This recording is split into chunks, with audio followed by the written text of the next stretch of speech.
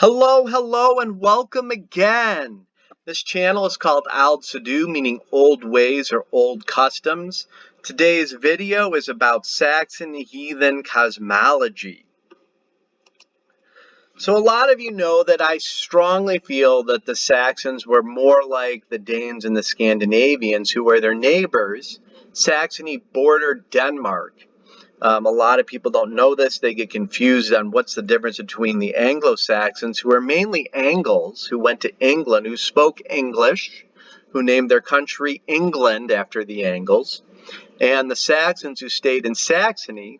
And the Saxons in Saxony were heathen much longer, 200 years longer.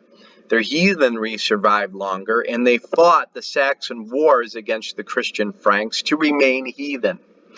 Now, I have the utmost respect for Old English heathenry. There's much to learn from it, and I think it's absolutely wonderful and fascinating.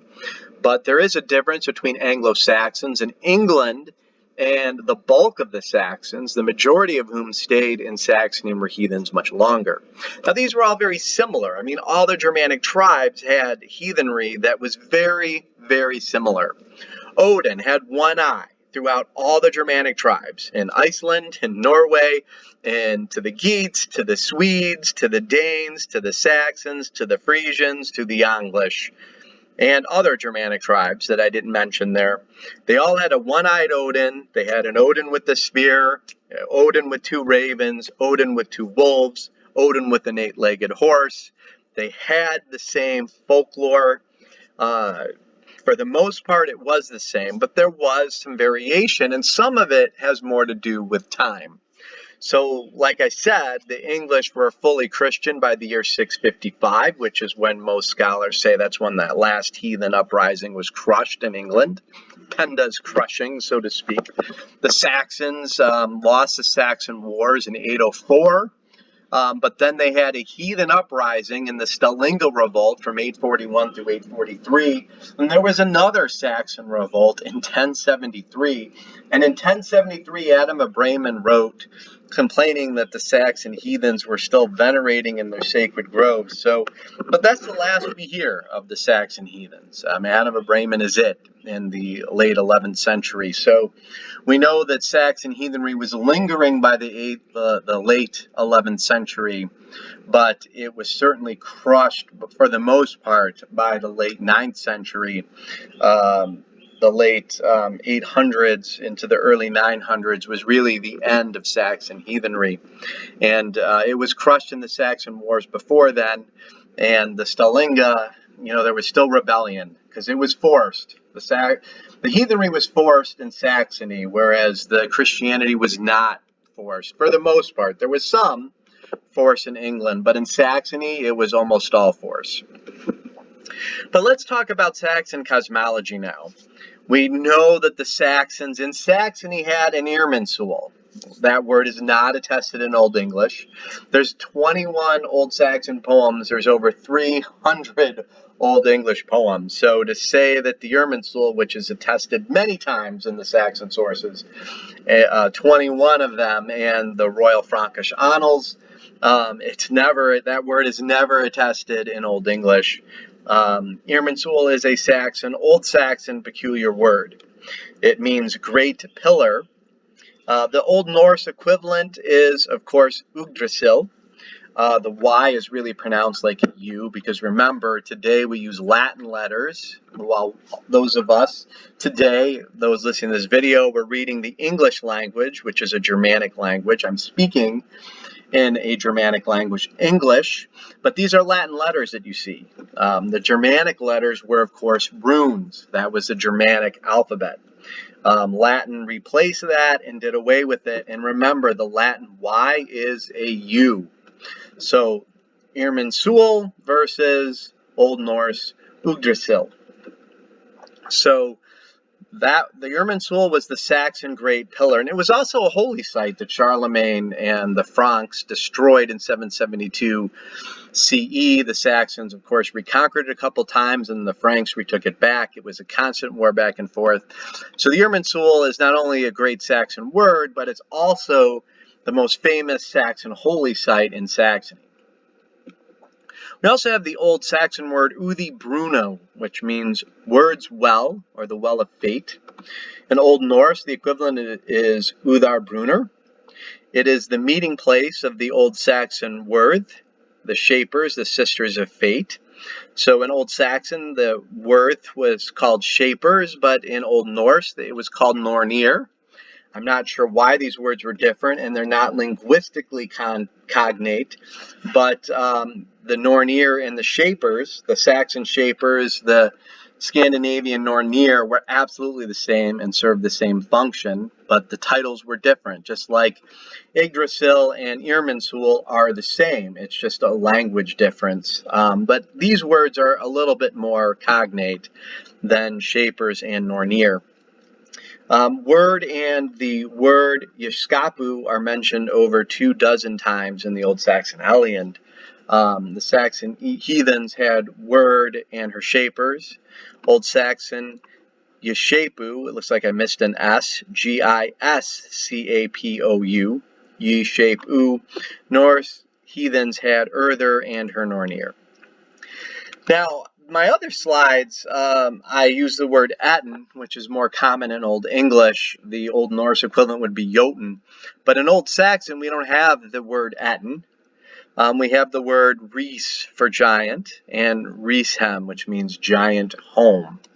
So, for example, in the Old Saxon Helian poem, which was written around the year 830, which is, 400 years before the prose and poetic Edda as we have them. We have Risalik, which means giant-like. So we do have attestations of the Old Saxon word ris, which means giant. So again, the word etten is Old English, but ris is Old Saxon. And there is an Old High German word. Riza is Old High German. Rus is the Dutch. Risi is in Old Norse. So these words did exist outside of Saxony. Obviously, the words we see in Scandinavian folklore is Jotun. But the words no ifs, ands, or buts we see in the Saxon folklore is Urisi, or just Reese without the I in the end, for giant. Not sure why that's the case, but it is. So again, here I'm going to use Ettenhem, but really in Old Saxon it's Rieshem, in Old English it's Ettenhem. But the known for sure 7 Saxon realms that we know of is Asgard, which means God realm or God dwelling. The Old Norse is Asgard. This is the dwelling place of the gods. We have Alfheim, which in Old Norse would be Alfheim, which would be the home of the Alpha or the elves. We have the word Middleyard, which is the middle realm or the realm of men. We have in Old English Ettenhem, which means giant home. We have Jotunheim, home of the frost giants in Norse lore. But remember, in Saxon, it's Rieshem. We have Nevelhem, fog home. In Old Norse, that would be Niflheim, meaning the foggy or icy realm. We also have the word Mutspili, which means fire home. In Old Norse, it's Muspelhem. In Old Saxon, we have 2 spellings of the word. So this is one spelling, Mutspelli, but the most common spelling is Mud.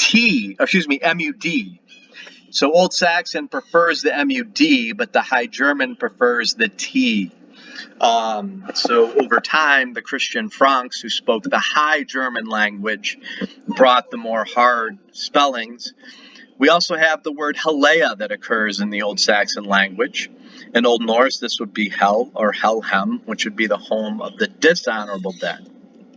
Now, Norse Heathenry has 9 realms or worlds, and this comes specifically from the prose Edda poem, Gylfaginning, chapter 3, which states that hell is where evil men go, and that is one of the 9 worlds. Now, I probably am not spelling or pronouncing the Norse very well. Old Saxon and Modern English are my languages of knowledge. I do the best I can with the Old Norse. So I do believe that the Saxons were more like the Danes than the Anglo-Frisians. So, who were the Anglo-Frisians? The Anglo-Frisians were the English. The majority of the migrants to England were Anglo-Frisians. Some Saxons went with them. All Germanic peoples were called Saxons by the Romans, but reality, the people who went to England called themselves English. They called their language Old English, and they named their country England. Most of the Saxons stayed in Saxony, and the Saxons in Saxony were heathens much longer, and they were their own nation much longer, because really in England they were many kingdoms. They were a septarchy, and honestly they were more divided than that. You know, the Anglo-Saxon settlement in England is far more complex than what is taught in the history books. But the Old English heathens had 7 realms or 7 worlds. The Old English poem, The Nine Herbs Charm, which is written, though, when the English were Christians, because the English were fully Christianized by 655. But this poem states that a worm came crawling, it killed nothing. For Woden took 9 glory twigs, he smote the adder, and it flew apart into 9 parts. The apple accomplished it against poison, that she, the loathsome serpent, would never dwell in the house. Keveril and Fennel, 2 of much might, they were created by the wise Lord holy in heaven as he hung. Now the wise Lord holy in heaven is actually Odin. Heaven is a heathen word, which I'll come back to. He set these 9 and sent them to the 7 realms, to the wretched and the fortunate, to help all. So it appears that the Old English had 9 realms, according to the Nine Herbs Charm. And while I certainly believe Saxon lasted longer than Old English Heathenry, and they were neighbors to the Danes. Northern Germany is Saxony, and Denmark is on its border. And the Danes and the Saxons were allies. A lot of people forget that, when the Danes were in England, they didn't call the English Saxons, they called them English, as the English called themselves English. The Saxons to the Danes were the Saxons in Saxony. And when the Danes were fighting the English, it was heathen against Christian. But at that time, the Saxons and Danes were still allies because the Saxons were still heathen. So the Saxons in Saxony were still heathen. But nonetheless, I really do believe the Saxons were more like the Danes, but yet I'm leaning towards the Saxons having 7 realms, like the English, which I know is a little odd. But this is where I'm leaning now, though I am open to the idea that the Saxons may have known of 9 realms. Let me give both views. But let's just say hypothetically that where I'm leaning towards, the Saxons did only have 7 realms. What 2 realms did they leave out? And the answer would be Vanahem and Svartalfheim. Now why? Well, when I start going through Old Saxon poetry, I'm going to show you that we can find every word but Dark Elfheim and Vanaheim. Now the term Vanir is not listed anywhere outside of Scandinavian lore and Danelaw, England. But the Vanir gods were certainly known throughout all the Germanic tribes. I don't see dark elves mentioned either outside of Scandinavia, so I tend to wonder, since Swedish heathenry lasted the longest, they were heathens the longest, if their heathenry kept evolving and they added 2 worlds. That's just where I'm leaning. But of course, dwarves were known, and dark elves are indeed dwarves. We don't have the word dwarf attested in Old Saxon, but I would be shocked if they didn't know them. But even the word dwarf in Old English is relatively rare. So it does seem to be, at least time-wise, the term dwarf does seem to be a later Germanic word. But let's start going through the Old Saxon realm names that we have in Old Saxon poetry. So the Old Saxon Hellion poem, which was written in 830 AD, shows us the word middle yard. So I have on my screen verses 923 through 927. We have the words Warsaguno, which means soothsayers. So war is the word truth, Sayuno is the word for sayer. So we also see the word sothon. The word sooth is, sooth for thread, save for thread. Truth and thread are words that are the same. So soothsayers are talking about the thread that's measured out to them. Same thing with the Old Norse word sather. And in this passage, we also see the word for middle yard. Never has anyone before in this middle yard done such brilliant deeds. So we have in this passage, we have middle yard, Middilgard. Now I use runes because, this is the Germanic alphabet, but the monks certainly used the Latin alphabet and betrayed their Germanic alphabets because they were Christian and Germanic alphabets. The runes had magical qualities to them that the Latin alphabet did not have. So to use runes was considered very bad to the monks. So they didn't use runes. So I actually put the Hellion back into runes, by the way. Now we have in the Old Saxon Hellion verses 944 through 948, we have the word meadow. Now if you know the Eddas well, you know that the most famous meadow is in Asgard. We have in Old Saxon the word heaven wanga. Wanga is our word for meadow. And heaven and meadow, these words are often attached.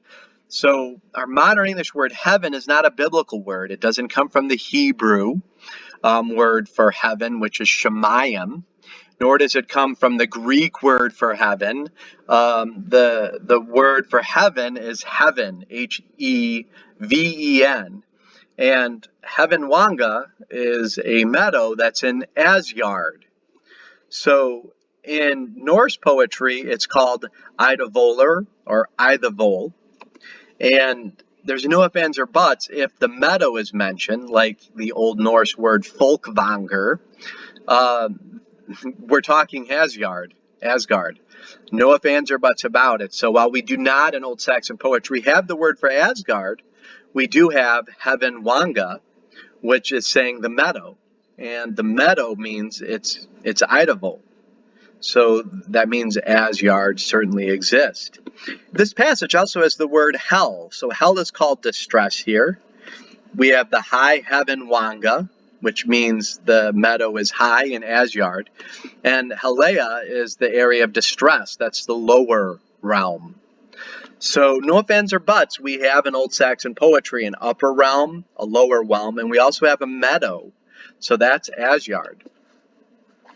Now the last passage that I showed had the word hell, so I don't need to show another passage for hell, but I didn't mention earlier that the Bifrost in Saxon Heathenry is not called the Bifrost, it's called the Way. Weg is how it's spelled, Uueg. The Norse have a rainbow bridge connecting the realms, but the Saxons had the Weg. A very popular heathen song today by a modern heathen music group, the music group or a person who did the Vikings music, Helveg. So we do see the word weg, W-E-G, or in Old Saxon, U-U-E-G, because a W are two U's, W. We did have that concept to a point in Norse, but since Norse heathenry continued longer than the Saxons in northern Germany, it became known as the Bifrost over time. But nonetheless, we have in this passage, in the Hellion, verses 895 through 899, we have another place where hell is mentioned again, and we have a place called the Way, which is the Bifrost, the bridge connecting. It's the way or the road. Now, mudspillis is another word that we have in Saxon poetry. Here I'm showing the Hellion, verses 2590 through 2595. So we have mudspell's might. Of course, the beginning of Ragnarok in the Eddas begins with mudspell, which Muspelheim is the fire giant home, and that's where Ragnarok begins. But you can see I have it in runes right here, mudspellis. So Muspelus is absolutely mentioned in Old Saxon poetry. And the Franks, who were Christians long before even the English in England, for that matter, 497, their king Ludwig, who is known today as Clovis, converted. But, Ludwig converted in 497. But the Franks, they have a poem, the Old High German poem Muspili, which is about the Frankish Mudspell. But of course, it's like Judgment Day. It's twisted into the Christian Judgment Day and the rapture and all that type of Christian theology mumbo jumbo. But we absolutely have the word Mudspellus attested in Old Saxon poetry. Now, we do not have an Alfheim or Rieshem or Nebelhem attested in Old Saxon, but we do have the words attested. So we have the word elf attested in Old Saxon names. The typical Old Saxon word for giant is not etten. I don't even think that occurs in Old Saxon. It is ries. And we do have the word fog. So I think that we could clearly state that the Saxons knew an elf home, a giant home, and a fog home. We do not see the word Vanir attested outside of Scandinavia or later, much later, Danelaw ruled England. But it is possible that just because it's not attested doesn't mean that they weren't known. Light elves and dark elves certainly appear to be more later Scandinavian.